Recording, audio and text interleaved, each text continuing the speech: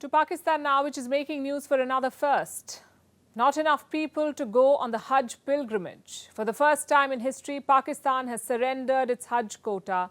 It is returning some of it to Saudi Arabia. Why is this significant? Because it shows how desperate Pakistan is for cash. By sending fewer people to the Hajj, it is saving $24 million. Much needed money, no doubt. But it says a lot about Pakistan's situation and priorities in the face of a cash crunch. Thousands of Pakistanis are skipping the annual pilgrimage because they don't have enough money to make ends meet. Our next report tells you more. Pakistan, a country in the throes of an economic crisis. The Pakistani rupee keeps losing value. Its foreign reserves are at precarious levels. And it's dealing with rampant inflation. So what has the government decided to do about it?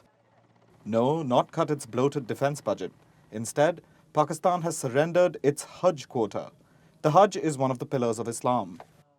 Muslims from around the world go to Mecca to complete the pilgrimage. It becomes difficult for Saudi Arabia to deal with the number of visitors. So the kingdom gives a set quota to all nations. Only a fixed number of Hajj pilgrims are allowed from a nation every year.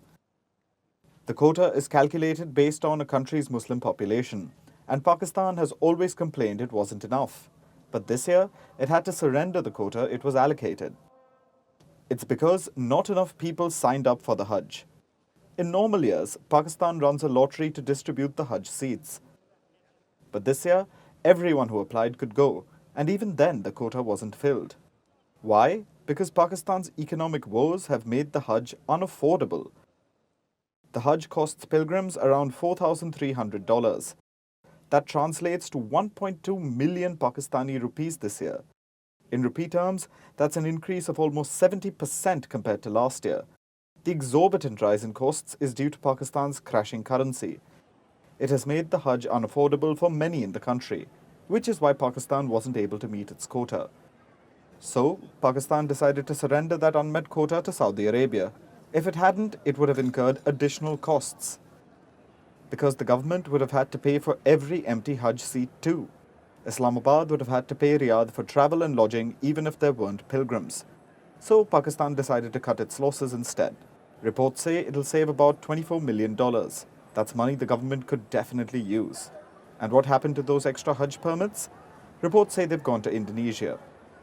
But Pakistan's surrender may have long-term repercussions. It regularly complains about the Hajj quota allocation. It has been asking for a larger share for years now. This surrender might mean it'll have issues getting more Hajj visas in the future. So did Pakistan make the right choice giving up its seats? That's a difficult question.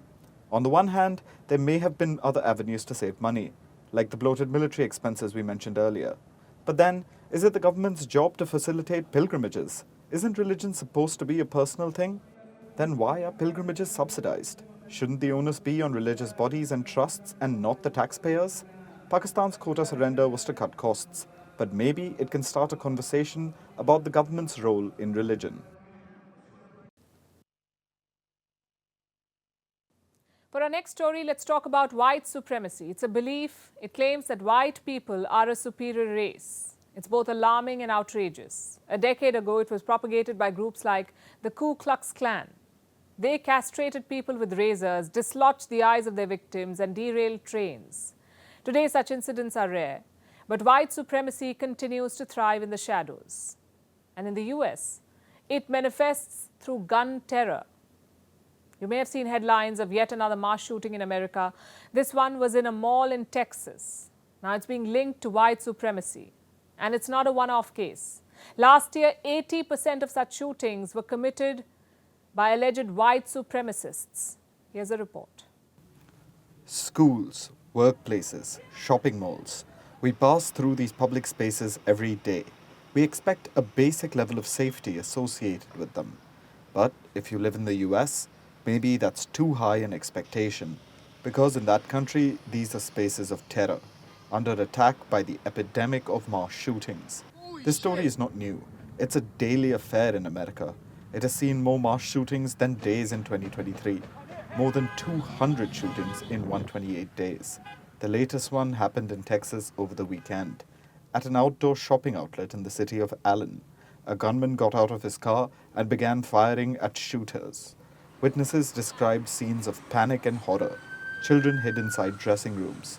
Shoppers ran to the back, desperately trying to stay out of the shooter's line of fire. Some were shouting, alerting others to run for their lives. It was a rampage. Eventually, it came to an end.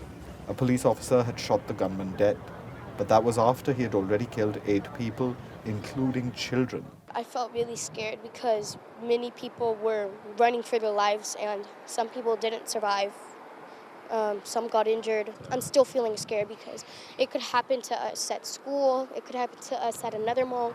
Our heart's broken about it. There's a crisis in America. I think it's a political system that would rather blame the other party as opposed to see that we have a major mental health crisis in America. An investigation is underway. Police are trying to uncover the motive of the gunman, and reports say the focus is on the gunman's ideological leanings. The police believe he had white supremacist links.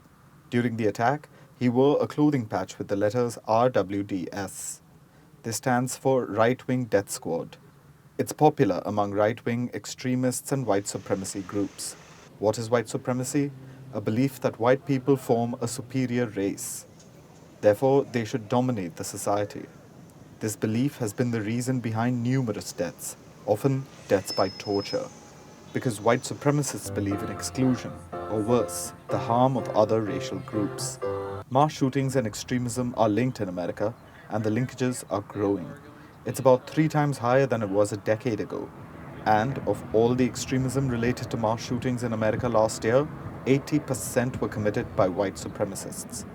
So was the gunman motivated by a similar ideology? There are no clear answers yet. But what's stopping anyone from taking out a rifle and shooting people on the street? Not the gun laws in the US, and certainly not the authorities.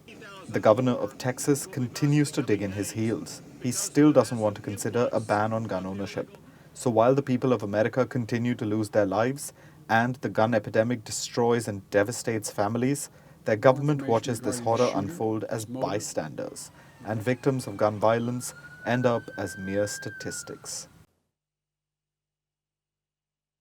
Trade and connectivity is one way to cement ties. Defense is another. Partners who fight together stay together. In fact, let's tweak that a bit. Partners who sell weapons to each other stay together. I know it's not ideal. An arms race anywhere in the world is destabilizing, but such is the reality. If you want peace, you must prepare for war. Which brings us to India's defense industry. New Delhi has always been a buyer in the global arms market. The army was big, the local defense industry wasn't. So the only option was to import. But now things are changing. India's defense exports are picking up. I have some numbers for you. In 2016-17, India's defense exports were worth 1,500 crore rupees. Next year, it was 4,600 crore rupees. In 2019-2020, exports reached more than 9,000 crores, and last year, just shy of 16,000 crore rupees. That's a very impressive trajectory. From 1,600 crores in 2016 to 16,000 crores in 2022. But the government's target is even bigger. New Delhi is hoping to sell weapons worth $5 billion by 2025. That's around 35,000 crore Indian rupees. More than double what is being sold today. So what's the plan of action? How will they do this? Reports say the government is plotting a marketing push. More defense attaches will be deployed in Africa and West Asia. Who's an attaché? An official or envoy with a specialized job. In this case, to sell weapons in Africa and West Asia. India sees both these regions as key markets. At the same time, attaches in traditional markets will be reduced, like maybe Russia or France. These are countries India usually buys weapons from. So the broad idea is to turn away from imports to exports. Not just state-owned ones, but also private ones. I'll tell you why. Around 70% of India's defense exports are from the private sector.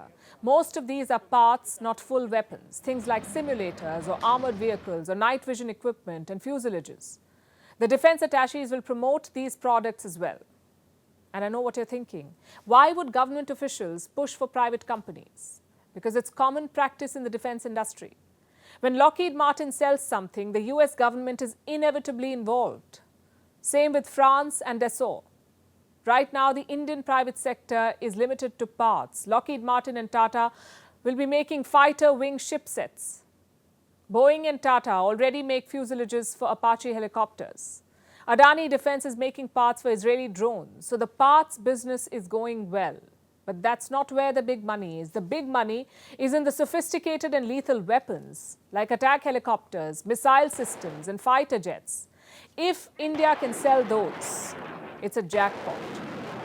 The BrahMos missile is already in great demand. The Philippines has already bought it. Reports say Indonesia is also interested. By the way, that's another key market for India, Southeast Asia. These countries have two major requirements. A, the weapons must be effective but affordable. And B, they must not be of Chinese origin. And you can see why. Southeast Asia needs weapons to counter Chinese aggression. So buying from China is out of the question. America and France are way too expensive. Russia is a largely unknown partner, which leaves them with what? India. The equation is a bit different in Africa and West Asia. Those countries already buy from the US and Russia, so getting them to change sellers will be hard. Hence the marketing push. The defense attaches will be tasked with promoting Indian weapons to convince countries to switch sellers. But as always, there will be challenges. For starters, India isn't alone. Other countries are also eyeing the defense market, like South Korea. They recently got a fighter deal jet with Malaysia. India's Tejas aircraft was also shortlisted, but in the end, Malaysia went with a Korean jet. And such setbacks are natural, but they should not become a trend. You see, India is trying to breach a market that has not changed in decades, which means innovation will be required, not just in products, but also in sales tactics. I'll give you the example of Egypt. They're also interested in India's Tejas fighter jet, Egypt. Reports say New Delhi is going the extra mile, even offering to transfer technology and set up a local production unit. Such tactics will help in the long run. They will give India an edge over competitors. Of course, there are critics too. Some say India is stretching its legs even before sitting. They point to the recent SIPRI report on military spending. What does the report say? It says that India is still the largest military importer. It makes up 11% of all imports, which is true. But the trajectory has changed. The value of those imports has been falling. So it's important to stick to the plan. First, increase local capacity, then demonstrate reliability and effectiveness, and finally, push them into the market. And our last story today is also from the US, but this one is about a life saved. Doctors have performed brain surgery on a fetus. You know, an unborn baby inside a womb? It has undergone a brain surgery, the first of its kind. And it has saved the baby's life. She's now a healthy 7-week-old infant. And she may not know it yet, but she's also made history. Because this was a groundbreaking operation. It says something about how far science has come. Doctors performing surgeries on a fetus. About half a century ago, such surgeries were merely an idea. Today, they're more common than we know. Tiny patients depend on them. And for parents, fetal surgery can be the difference between grief and hope. Here's a report.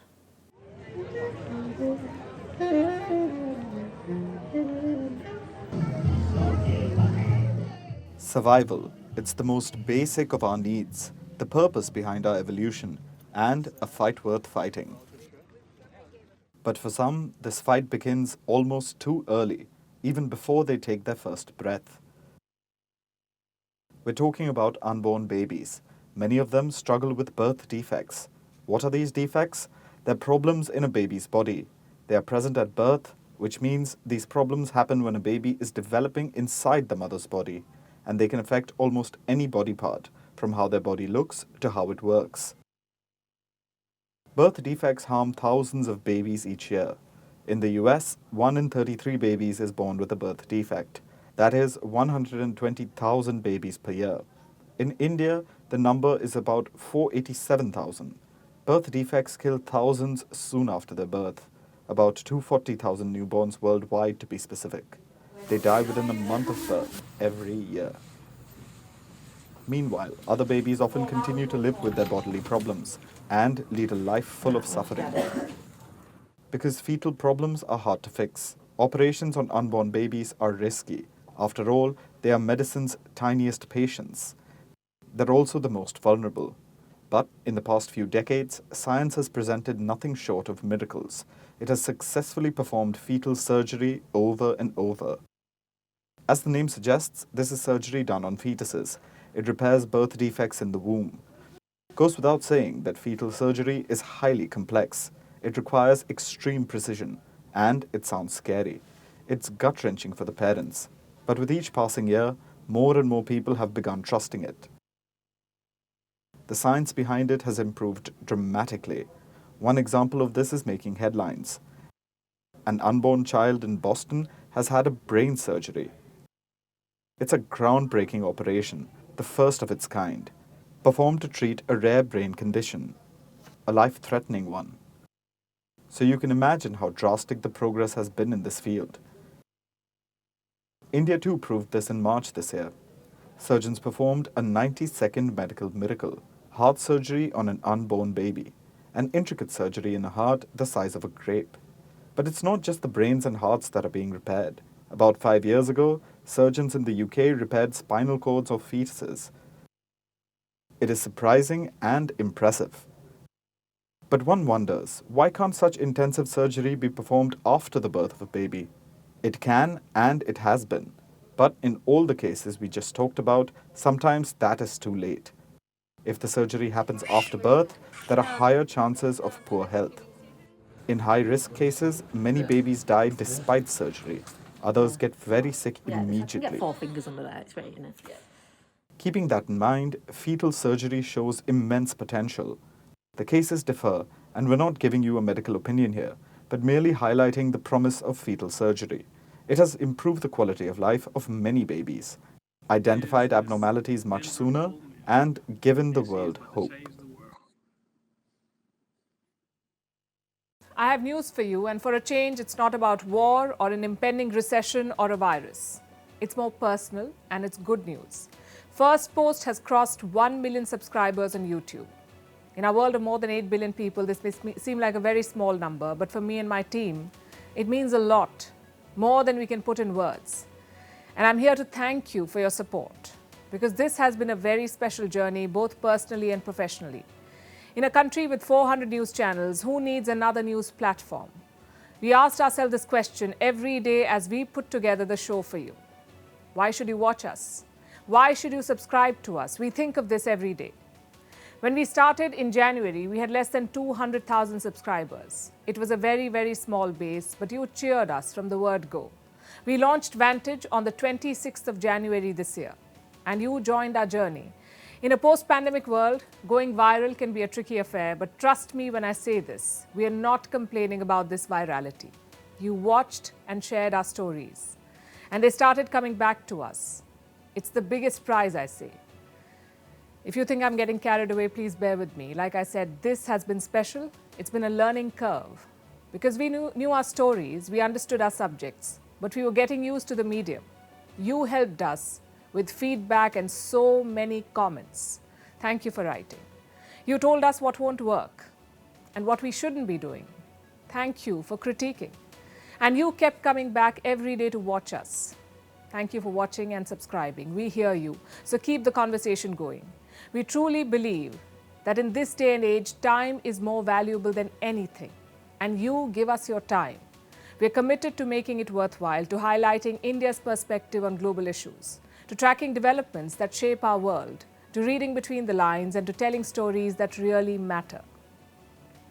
In the weeks and months ahead, we will bring you more shows. We are entering a very exciting phase. We want to experiment. We want to take you where the story is. You know, they're right when they say that storytelling is the most powerful way to put ideas in the world today. And you help us hone that skill. So thank you for making us 1 million strong. I say, we're only getting started.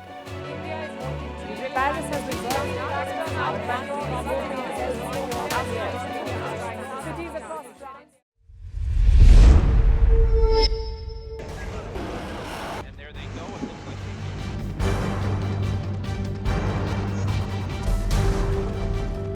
The US and Russia are dangerously close to an armed conflict.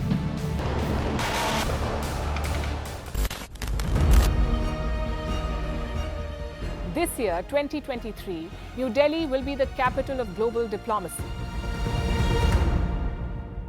For a country as diverse as ours, with 88% of the population illiterate, It was a very big deal to write a constitution, and that too, the world's largest. Meanwhile, if we may, here's a Republic Day gift from India for the BBC. A list of suggestions for the BBC for their upcoming documentaries. Number 1, the Kohinoor and the colonial loot. Number 2, an outdated monarchy and unhealthy obsession with the royals. Number 3, racism in 2023. We're waiting.